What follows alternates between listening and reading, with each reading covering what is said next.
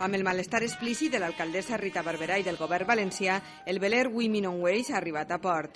En esta embarcació es practicaran avortaments amb pastilles, mar endins, en aigües internacionals.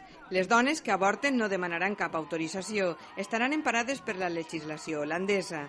Mentre una lanxa del port intentava impedir que el veler atracara, entitats feministes han donat suport a la iniciativa. Esta campanya pretén denunciar que l'actual llei d'avortament és obsoleta i hipòcrita. Es demana que la modificació de la llei d'avortament en què treballa el govern espanyol siga semblant a la de països com França, Alemanya o Anglaterra, que la decisió d'avortar siga totalment lliure almenys durant les 24 primeres setmanes d'embaràs. Per una vegada per totes, les dones d'Espanya puguen avortar baix la seva decisió i voluntat, que no siga un psiquiatre o una tercera persona la que segresta i conculca la voluntat vostra soberana d'avortar. L'arribada del veler avortista ha provocat una concentració d'organitzacions contràries a l'avortament. En Parc Marco, TV3, València. Sí,